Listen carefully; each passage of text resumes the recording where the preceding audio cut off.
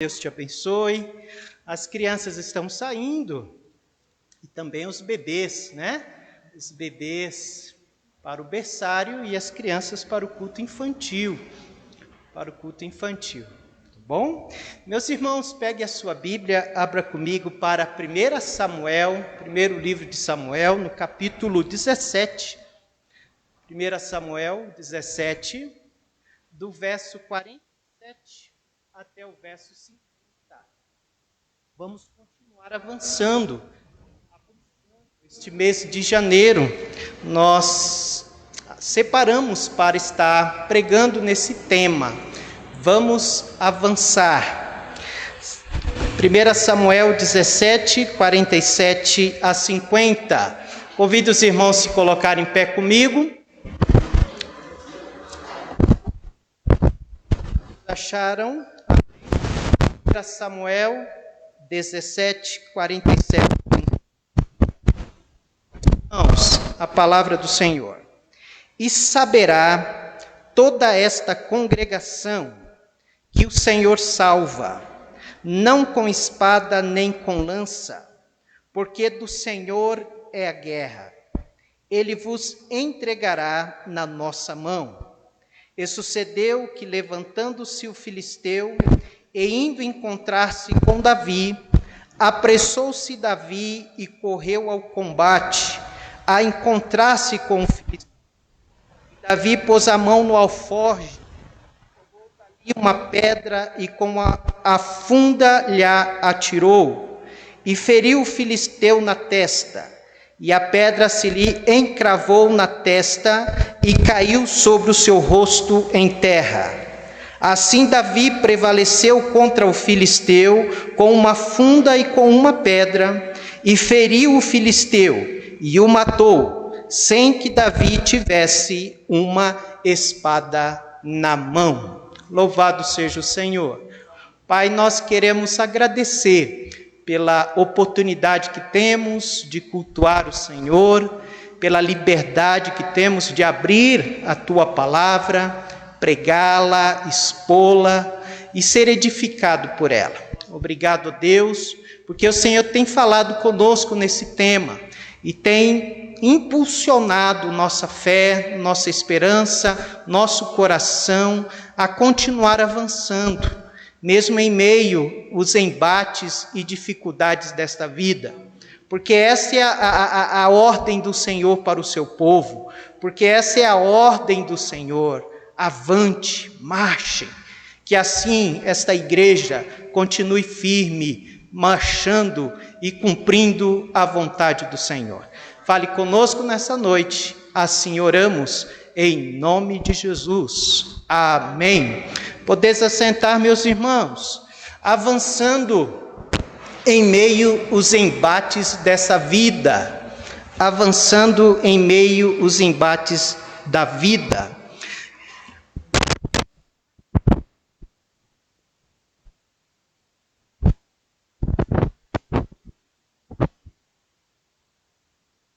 E nós precisamos avançar em meio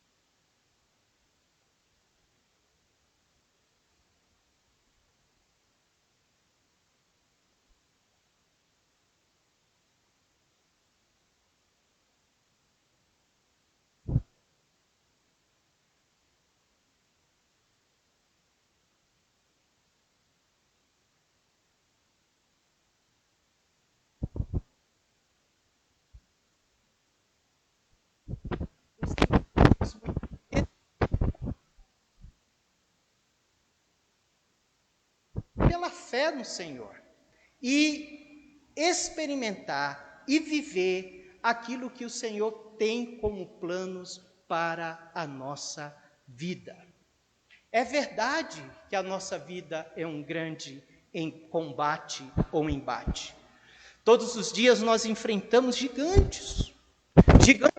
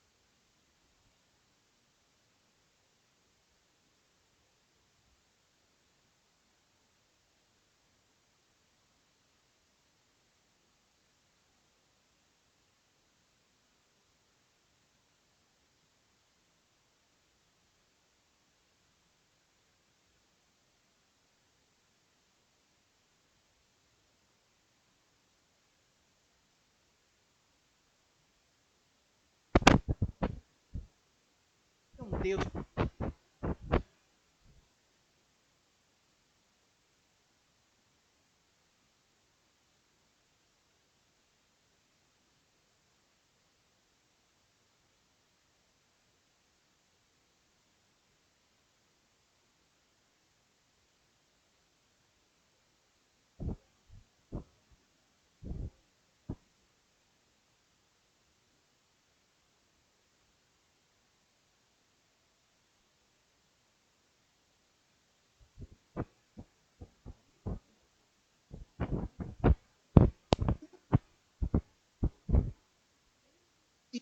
a cada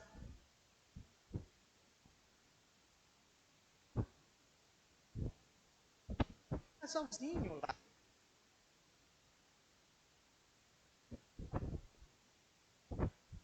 Eu testei.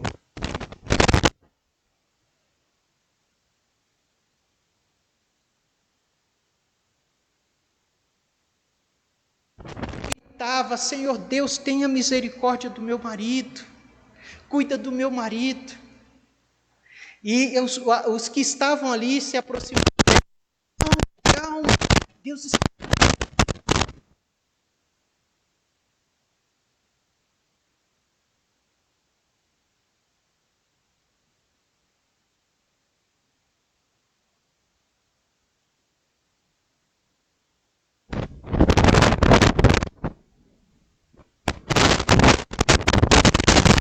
Classes de medo, ou nível. A primeira classe de medo é a prudência, é a concentração, é o alarme. Esses medos, eles são medos benéficos. É quando você está dirigindo e de repente você está ali naquele acostumado no volante, ali até quase cochilando, e de repente acontece algo e você acorda. Você, coração, né? E ali você volta à concentração de novo. É um medo benéfico. Mas há outros tipos de medo: o medo da angústia, o pânico, o terror. Esses três primeiros, que é o alarme, a prudência, a concentração, a nossa coordenação motora, nós ainda estamos no controle dela. Mas esses outros medos aqui já fogem da nossa capacidade, da nossa coordenação motora. Nós não sabemos o que fazer, nós nos desesperamos. Há um texto na Bíblia, e muitos outros, que fala de um homem que experimentou os seus medos, e o seu medo era um gigante na sua vida. Abra sua Bíblia para Êxodo, capítulo 2. Estamos vendo o primeiro gigante que tem assolado os corações nos dias de hoje, que é o gigante do medo. E vamos ver esse exemplo na vida de Moisés. Quantos acharam Êxodo 2, de 11 a 14? Veja como Moisés foi assolado pelo medo. Diz assim o verso 11: E aconteceu naqueles dias que, sendo Moisés já homem, saiu a seus irmãos e atentou para as suas cargas, e viu que um egípcio feria a um hebreu, homem de seus irmãos, e olhou a um e ao outro lado, e vendo que não havia ninguém ali, matou ao egípcio e escondeu-o na areia. E tornou a sair no dia seguinte, e eis que 2 homens hebreus contendiam, e disse ao injusto: Por que feres a teu próximo? A qual disse: Quem te tem posto por ti por maioral e juiz sobre nós? Pensas matar-me como matastes o egípcio? Olha agora, então temeu Moisés e disse: certamente esse negócio foi descoberto. Moisés temeu. Moisés foge. Ele vai fugir aqui, porque ele está com medo. Meus irmãos, o medo desestrutura as pessoas. O medo, ele anula a nossa perspectiva. Veja o versículo 15 desse texto. E ouvindo, pois, Faraó este caso, procurou matar a Moisés. Mas Moisés fugiu de diante da face de Faraó e habitou na terra de Midian e assentou-se junto a um poço. Moisés foge. Moisés chega na terra de Midian e senta ali, sem nenhuma perspectiva, não sabendo para onde ir, nem o que fazer. Louvado seja Deus que Deus providenciou umas mulheres que veio tirar água no poço, e aquelas mulheres, Moisés mais uma vez se levanta e defende elas, e coloca água para os seus camelos, e de repente aquelas meninas chegam em casa e dizem: olha, um homem nos salvou. Aí Jetro, que vai passar a ser o sogro de Moisés: não, chame esse homem para cá, eu quero conhecê-lo. E ali Moisés vai ter uma família. Mas até então Moisés estava ali sem perspectiva, sentado apenas na beira de um poço. Meus irmãos, quantas pessoas competentes que nunca contraíram nada na sua vida com medo de arriscar, com medo de fazer algo. E quantas pessoas dentro da igreja que têm os seus dons, que têm os seus talentos, pessoas que Deus capacitou, mas ela tem medo. Ela tem medo ela pensa: o que os outros vão pensar de mim? Será que eu sou capaz de fazer isso? O medo, meus irmãos, ela paralisa as pessoas. Moisés estava na linhagem ali de Faraó, mas Moisés agora vai acabar trabalhando para o seu sogro, vai cuidar de ovelhas. Muitas vezes o medo tira a vontade de lutar, de correr atrás, de progredir, de crescer, de viver. É um gigante. Talvez você que está aqui hoje à noite não tenha problema com isso, ou talvez tenha. Mas existem pessoas que esse é o seu grande problema, o medo. Mas, meus amados irmãos, Deus vai tratar esse gigante na vida de Moisés. Louvado seja Deus, porque não há gigante maior do que o nosso Deus. Não há gigante que venha que possa nos impedir de avançar e de experimentar o propósito que Deus tem para a sua e para a minha vida. Qual a maneira que Deus tratou Moisés? Qual a maneira que Deus vai tratar esse gigante na vida desse homem de Deus? Capítulo 3, versículo de 1 a 4, veja o que acontece. Diz assim: e apacentava Moisés o rebanho de Jetro, seu sogro, sacerdote em Midian, e levou o rebanho atrás do deserto, e chegou ao monte de Deus, a Horebe, e apareceu-lhe o anjo do Senhor em uma chama de fogo no meio de uma sarça. E olhou, e eis que a sarça ardia no fogo, e a sarça não se consumia. E Moisés disse: agora me virarei para lá, e verei esta grande visão, porque a sarça não se queima. E vendo o Senhor que se virava para ver, bradou Deus a ele no meio da sarça e disse: Moisés, Moisés. Respondeu ele: eis-me aqui. Deus começa o tratamento de Moisés. E Deus começa, amados irmãos, oferecendo a sua graça a este homem de Deus.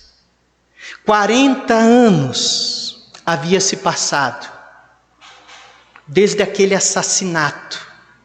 40 anos até esse momento na vida de Moisés. A vida dele se tornar uma vida opaca. Um pastor de ovelhas. Mas Deus tinha algo mais para ele. Deus tinha um plano grandioso para Moisés. E a graça de Deus vai até ele. Vai até Moisés. Meus amados irmãos, a graça de Deus vem até nós. A graça de Deus, ela vem até nós de tal forma que ela nos mobiliza. Ela nos sacode. Ela nos move e nos faz voltar para o centro da vontade de Deus. Moisés estava fora e Deus vai lá e traz: é aqui que eu quero você. Meus amados irmãos, aquele encontro da graça mudou a vida de Moisés. Veja o versículo 5 e versículo 6. E disse: não te chegues para cá, tira o sapato dos seus pés, porque o lugar em que tu estás é terra santa. Veja, Deus vai se revelar a Moisés e disse mais: eu sou o Deus de teu pai, o Deus de Abraão, o Deus de Isaque e o Deus de Jacó. E Moisés cobriu o seu rosto, porque temeu olhar para Deus. Moisés, quem está falando aqui é o eu sou, o Senhor, o soberano, o Deus criador. Eu sou o Deus dos teus pais, o Deus de Abraão, o Deus de Isaque e o Deus de Jacó. Oh, irmãos, eu fico imaginando a segurança que Moisés sente agora, porque quem está falando com ele é o Deus Todo-Poderoso. Meus amados irmãos, este grande Deus, ele nos oferece a sua graça em meios aos nossos temores. Esse Deus glorioso, ele oferece a sua graça em meios às lutas que temos com os nossos gigantes. E ele conhece, ele chamou Moisés pelo nome, ele sabia a limitação de Moisés. Oh, irmãos, quando nós nos encontramos com o Senhor, a nossa vida é mudada, nossa perspectiva é mudada. A graça de Deus está acessível a nós por meio de Jesus Cristo. Amém? Moisés esperou 40 anos para poder experimentar essa graça, era plano de Deus. Mas eu e você não precisamos esperar 40 anos para experimentar a graça, porque a graça já veio. E quem é a graça? Jesus, amém? Jesus já veio para nos ajudar a superar os nossos medos. Ele diz: eu estou aqui, eis que eu estou com você ou contigo até a consumação dos séculos. E ele deixou para nós: não temas, confie, olhe para mim, confie. Então Deus começa a tratar a vida de Moisés por meio da sua graça. Dependa da graça, essa graça capacitadora, essa graça sustentadora, essa graça que se renova sobre a nossa vida por meio de Jesus Cristo. Amém? Meus irmãos, Moisés abre o coração para Deus. Deus sabia que Moisés estava vivendo longe ou distante do potencial dele. Mas mesmo assim, Moisés vai expor os seus medos para Deus. Ele vai dizer para Deus quais são os seus gigantes. Veja o capítulo 4, verso 1. Então respondeu Moisés e disse: mas eis que não me crerão. Deus havia chamado ele para ir ao Egito, né? Mas eis que não me crerão, nem ouvirão a minha voz, porque dirão: o Senhor não te apareceu. Versículo 10 do capítulo 4. Então disse Moisés ao Senhor: ah, meu Senhor, eu não sou homem eloquente, nem de ontem, nem de ontem, nem ainda desde que tens falado ao teu servo, porque sou pesado de boca e pesado de língua. Você nota que Moisés está abrindo o seu coração para Deus aqui? Vocês notam que Moisés não está escondendo as suas limitações para Deus? Ele não está escondendo os seus medos? Vocês notam que Moisés não vestiu uma capa de religiosidade? Muitas vezes nós vestimos uma capa de religiosidade, ou seja, nós queremos mostrar que nós não temos medo, nós queremos mostrar que nós não tememos. Mas a palavra de Deus nos diz que no amor não há temor, antes o verdadeiro amor lança fora o temor. Esse versículo está dizendo que nós sabemos que Deus, meus irmãos, nos ama perfeitamente. E por meio desse amor que Ele tem por nós, nós podemos contar com a sua presença e com o seu amor para conosco. Moisés superou o seu medo abrindo o seu coração. Eu tenho medo. Esses são os meus temores. Muitas vezes nós oramos para Deus e não somos sinceros muitas vezes em nossas orações. E muitas vezes Deus não pode nos ajudar nos nossos medos, ou nos nossos gigantes, porque nós estamos colocando algo na frente. Deus está falando: não é isso que eu quero ouvir de você, Natanael. Eu conheço você, rapaz, mas você não está sendo sincero comigo. Sejamos como Moisés em nome de Jesus. Senhor, eu sou pesado de boca. Senhor, eles não me ouvirão, eu tenho medo disso. E assim Deus começa a tratar este homem. Uma terceira lição que eu vejo Deus tratando Moisés é que Moisés começa a andar com Deus. Porque a partir de então, irmãos, Moisés se propõe a andar mais 40 anos na companhia desse Deus. E durante esses 40 anos, com certeza, Moisés passou por grandes gigantes e muitos outros medos. Mas todas as vezes que ele tinha uma situação, ele corria para Deus. E Deus transformou Moisés. Moisés é um grande milagre de Deus, meus amados irmãos. O autor de Hebreus vai dizer que pela fé ele deixou o Egito, não temendo a ira do rei, porque ficou firme como vendo aquele que é invisível. Ele voltou para o Egito não temendo, porque ele via aquele como se estivesse vendo aquele que era invisível. Como se Deus estivesse bem ao seu lado, caminhando com ele. Ele aprendeu a descansar no Senhor, a confiar no Senhor. É certo, irmãos, que nenhum de nós vamos deixar de ter medo, mas nós podemos enfrentá-lo no poder do Senhor, mediante a sua graça, mediante o nosso caminhar com Ele. e desfrutar a sua força, o seu poder em nossas vidas. Amém? Deus tratou este grande gigante na vida deste grande homem de Deus. Eu quero concluir falando de um outro gigante. Um gigante também que tem assolado os corações nesses dias. É o gigante da ansiedade. E Deus tratou isso no coração dos discípulos. O próprio Cristo tratou. Cristo havia chamado os 12. Havia explicado o seu plano de morte e de ressurreição. Iriam deixá-los só para continuar a obra. Mas antes de ir, subiu ao monte da bem-aventuranças, sentou aqueles homens ali e começou a ensiná-los.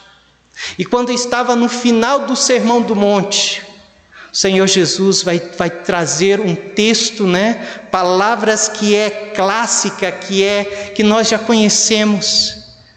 Mas Jesus estava ali trabalhando nos corações dos seus discípulos para eles lidarem com a ansiedade do cuidado do Senhor, porque o Senhor ia morrer, ia voltar para os céus, e agora eles iriam ficar sozinhos. Como enfrentar aquele mundo? Como enfrentar o Império Romano? Como enfrentar as dificuldades daquele tempo, que não eram poucas?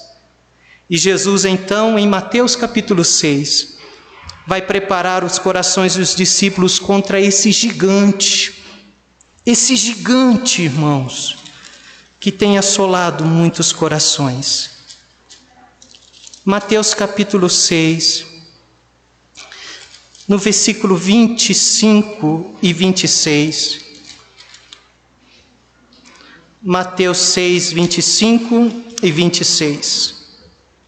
Diz assim: e por isso vos digo, não andeis ansiosos quanto à vossa vida, pelo que haveis de comer, ou pelo que haveis de beber, nem quanto ao vosso corpo, pelo que haveis de vestir. Não é a vida mais do que o mantimento, e o corpo mais do que o vestuário? Olhai para as aves do céu, que nem semeiam, nem cegam, nem ajuntam em celeiros, e vosso Pai Celestial as alimenta. Não tendes vós muito mais valor do que elas? Versículo 26, hoje na classe nós começamos a praticar aquilo que nós estamos aprendendo há alguns meses, Laércio, Marília e Lucas, que é você ler o texto, observar o texto e aplicar aquilo que você observa no texto. Olhando para o verso 26, o que chama mais a minha atenção nesse verso é que Jesus disse: o vosso Pai Celestial vos alimenta. Jesus está dizendo: lembre-se, vocês têm um Pai Celestial. Vocês têm um Pai. Meus irmãos, das grandes revelações que Jesus trouxe para nós, essa é uma delas, de que Deus é Pai. Antes de Jesus, era rara, se não dizer que não existia esta relação, este chamado de Jesus de Pai. Era Senhor, Deus. Mas agora Jesus está trazendo uma outra relação que eu e você temos com Deus. Jesus está dizendo: o vosso Pai Celestial. Jesus está ensinando sobre paternidade divina aqui, meus irmãos. Isso aqui é um nível de relacionamento extraordinário. Jesus está nos ensinando que nós temos um Pai presente em nossas vidas. E esse mesmo Jesus que trouxe este relacionamento de nós com Deus Pai, foi o mesmo que propiciou esse relacionamento. João 1,12, que diz: mas a todos quantos o receberam, deu-lhes o poder de serem feitos filhos de Deus, a saber, aos que creem no seu nome. Se você creu em Cristo Jesus como seu Salvador, você é filho de Deus. Você tem um pai. E você pode descansar no braço desse pai. Não tenha Deus Pai apenas como algo que você... uma muleta podemos fazer, dizer. Não, tenha Ele, e Ele é o seu Pai. O seu Pai. A fé cristã é aquela que nos define como filhos de um Pai de bondade e de um Pai de misericórdia. E eu e você podemos descansar nele, em meio aos gigantes dessa vida. Nós podemos correr para o braço do nosso Pai. E esse Pai, Ele é um Pai provedor. Verso 27. E qual de vós poderá com todos os seus cuidados acrescentar um côvado à sua estatura? E quanto ao vestuário, por que estás ansiosos? Olhai para os lírios do campo, como eles crescem, não trabalham, nem fiam. E eu vos digo que nem mesmo Salomão em toda a sua glória se vestiu como qualquer deles. Pois se Deus assim veste a erva do campo, e hoje existe, amanhã é lançada no forno, não vos vestirá muito mais a vós, homem de pouca fé? Infelizmente, existe tantos pais, que são inconsequentes, que geram seus filhos, têm os seus filhos e acabam largando os seus filhos. Muitos pais não têm o senso paternal, mas louvado seja o Senhor que o nosso Deus é diferente. Ele cuida dos seus filhos, Ele cuida de mim, Ele cuida de você, e Ele cuida de forma excelente. Ele é um Deus cuidadoso, Ele é um Pai cuidadoso, e Ele sabe o que você e eu precisamos. Amém, meus irmãos? E tudo que realmente você necessita, Ele cuida, Ele supre. Tiago 1,17 diz: tudo de bom que recebemos e tudo que é perfeito vem do céu, vem de Deus, o Criador das luzes do céu, em quem não há mudança e nem sombra de variação. O nosso Deus não muda. Ele cuidou no passado, Ele continua cuidando nos dias de hoje. E Ele vai cuidar de você. Esse Pai que nós temos, Ele não somente é provedor, mas é um Pai que nos valoriza. Olha o versículo 30. Pois se Deus assim veste a erva do campo, e hoje existe, amanhã é lançada no forno, não nos vestirá muito mais a vós, homens de pouca fé? Ele vai falar no versículo 26 sobre olhar para as aves dos céus, que nem semeiam, nem cegam, nem ajuntem celeiros, e vosso Pai Celestial as alimenta. Não tendes vós muito mais valor do que elas? Deus não é Pai, meus irmãos, dos pássaros. Deus não é Pai das flores. Ele é Criador destas coisas. E mesmo assim, como Criador, Ele cuida destas coisas. Ele é Pai daqueles que fizeram uma profissão ao lado de Jesus Cristo. E Jesus está dizendo: vocês valem muito mais do que os pássaros e as flores. Infelizmente, o mundo tem invertido esta realidade. Tem dado mais valor para as coisas do que para as pessoas. Mas com Deus não. Deus valoriza as pessoas. É obviamente que Ele ama toda a sua criação. O mundo inverteu esses valores, mas por causa disso Ele enviou Jesus para morrer por nós e nos tornarmos seus filhos. Somos pecadores, obviamente, somos falhos, claro que somos, mas Ele diz: muito mais valor tem vós. Nós somos valiosos aos olhos do Pai, e Ele vai cuidar de nós. E por último, uma vez que nós temos um Pai que é provedor, nós temos um Pai que nos valoriza, mas também esse Pai que nós temos, Ele precisa ser valorizado por nós. Porque no capítulo 6, versículo 33, vamos recitar: mas buscai primeiro o reino de Deus e a sua justiça, e todas as coisas vos serão acrescentadas. Ou seja, nós temos um Pai que nos valoriza, mas nós também precisamos valorizar este Pai. Dê valor a este Pai, ame este Pai, Viva para este Pai, lembre-se desse Pai, uma vez que Ele nos ama, uma vez que Ele tem lembrado de nós, uma vez que Ele nos adotou por meio do seu amor divino, uma vez que Ele é provedor, uma vez que Ele cuida de nós. Nós precisamos colocá-lo em primeiro lugar nas nossas vidas. Viver para este Deus, viver para o seu reino, para a sua glória e para a sua vontade. Tiago capítulo 4, verso 8 diz: chegai-vos a Deus e Ele se chegará a vós, amém? Vamos nos chegar mais e mais a esse Deus, vamos nos aproximar mais e mais deste Deus. É tempo de avançar, mas se avança vencendo os gigantes, vencendo as dificuldades dessa vida, nos aproximando mais e mais deste Deus, vivendo para a sua honra, vivendo para a sua glória. Que Deus nos abençoe. Vamos avançar em meio aos embates dessa vida. Vamos avançar em meio aos gigantes dessa vida, meus irmãos. Nós temos um Deus que é gracioso. Nós temos um Deus que é nosso Pai.